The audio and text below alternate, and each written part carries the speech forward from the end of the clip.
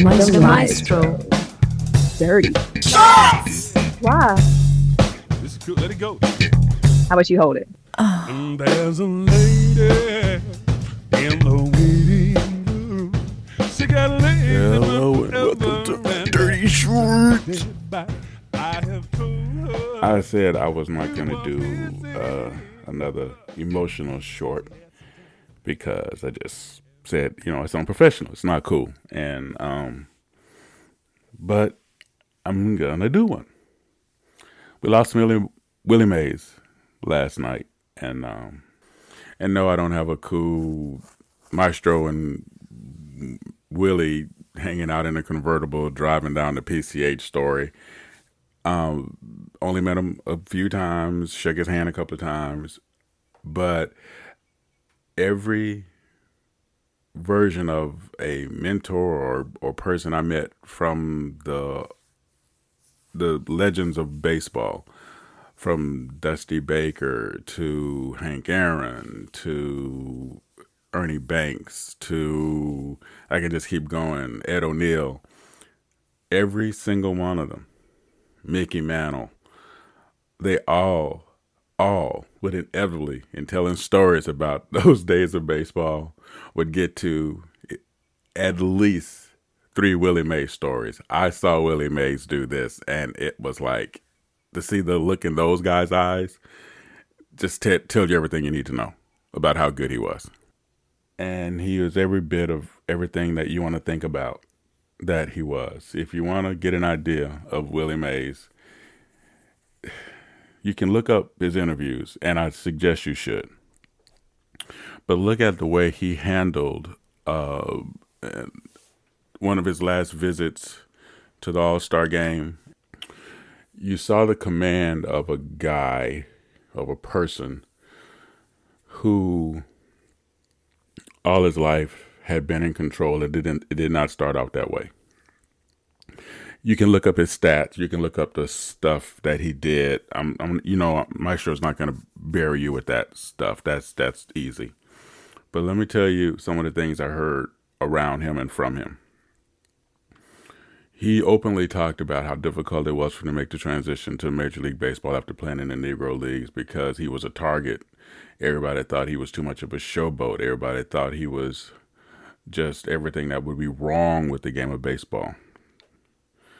The reality of Willie Mays being one of the greatest players of all time, as considered by every single person who ever saw him play, including the greats from back in the day, was that he played in parks that in some cases they had 500-foot walls, and he still managed not only to hit home runs, but he still managed to run balls down.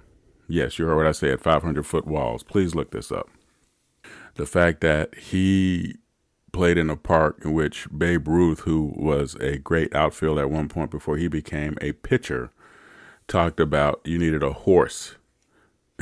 Babe Ruth actually said for one stadium, you needed a horse to play the outfield, and Willie Mays could play it with just himself and flip-flops or something like that. I don't remember the exact statement.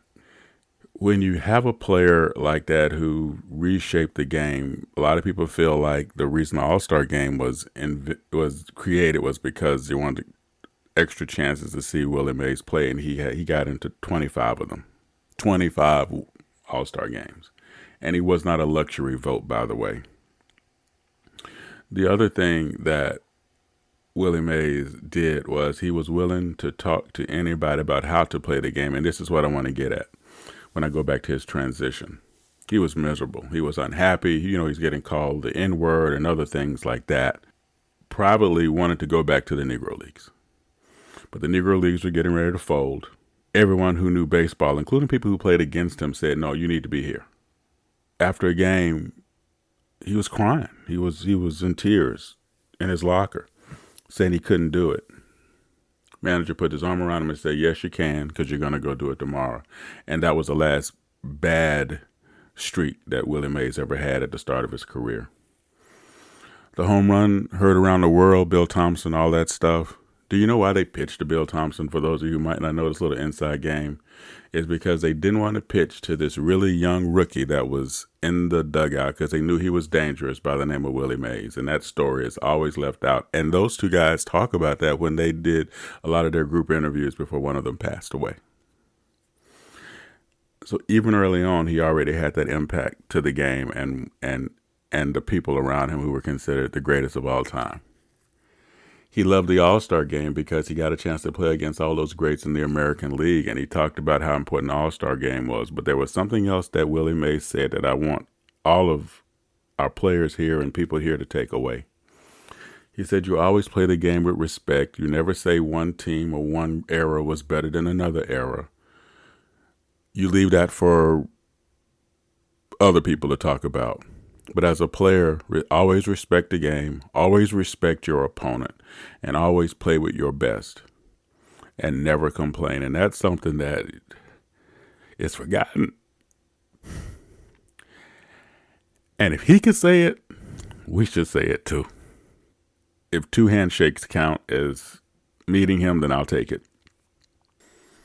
And happy Juneteenth to everybody. This was a day that he always wanted to celebrate, always talked about in some form or fashion, and what it meant for opportunities, but also what it meant for the challenges. People like him and Brooks Robinson and Jackie Robinson, they never let go of the fights they had to go through to make things better, and they know that it still goes on. And one of the things that is rarely talked about with Willie Mays is that he took time away from his career and served the country in the military, a country that called him names, a country that God knows what else he heard, but he put on the uniform to go protect everyone's right to treat him like that. So June 10th meant a lot to him. Miss you. I know you're up there balling with Ernie Banks and Mickey Mantle and Babe Ruth, starting some mess, playing a joke on somebody because that's just what you did. You know, you got the card game going. We miss you. Can't wait to talk about you again. All right, everybody. You know what's up. Holla at your boy. And catch you on the other side. Oh, wait, you want me to read? Thank you again for checking out the Maestro's Dirty Shorts. Is it last call? Oh. Have you seen my glasses? Drop a tag below and give us a piece of your mind.